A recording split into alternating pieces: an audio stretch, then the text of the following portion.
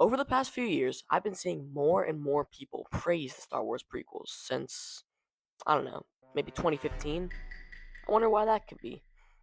But in all seriousness, I always thought of The Phantom Menace as just good, and Attack of the Clones is just okay. But don't get me wrong with Revenge of the Sith, that is an absolute masterpiece, just perfection, 10 out of 10.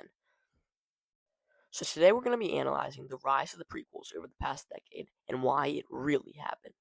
In 1999, when The Phantom Menace came out, the Star Wars audience was completely split, with some fans saying it definitely lived up to the originals, but other fans saying it just didn't have that same Star Wars magic as the original movies. Seamless segue here. We're not going to be talking about anything other than the actual three prequel movies today. So sorry, Clone Wars fans, and I'm talking about the show, because as far as I'm concerned, that movie does not exist. Anyway, according to 1999 audience polling by Gallup, 18% of children in 1999 gave The Phantom Menace a one of the greatest ranking, which is the highest ranking, while only 5% of adults at the time gave it that. Which leads us to our first and most obvious reason that the prequels are getting better, which is simply because the people who grew up with these movies and hold nostalgia for them are now adults, and they just have more of a voice in society.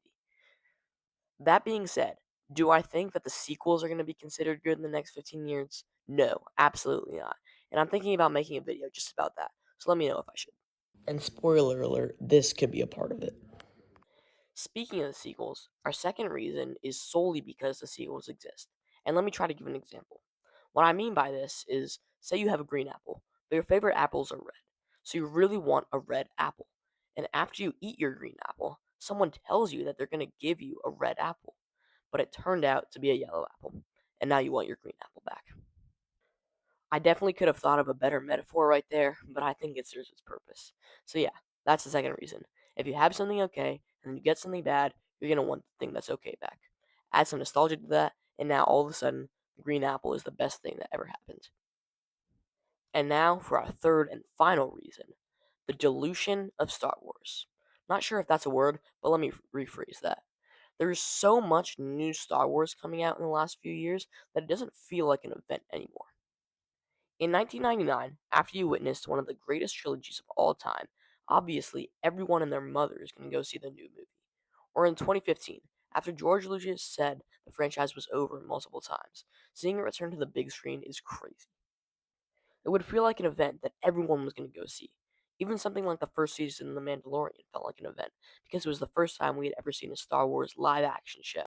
And especially right now, with the Mandalorian and Grogu movie coming out in about a month, it doesn't really feel like that much an event everyone is talking about. It just doesn't feel like a Star Wars movie. There's just so much Star Wars right now that if you go see a new show dropping, you just say, oh, cool, I'll probably watch that, instead of, holy, new Star Wars, I've got to see that. So it's natural that people are going to want to go back in time to when it was actually an event, as well as sort of an additional reason here that's part of number three. The franchise has absolutely zero obvious direction. Picture this, it's 2005 and the sixth and final Star Wars movie is coming out. You already know what's going to happen, but it doesn't matter because it's a satisfying end to one of the best movie franchises ever.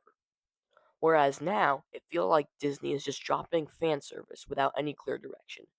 So, in conclusion, the prequels are suddenly the best of Star Wars because the people who grew up with them are now adults and have more of a voice. The sequels being horrible make it look better. There's so much Star Wars now that it doesn't feel like an event, and there is no clear direction to the franchise anymore. Alright, guys, that's all I have for you today. If you made it to the end, like, subscribe, comment, all that good stuff. And that's all I have to say about that.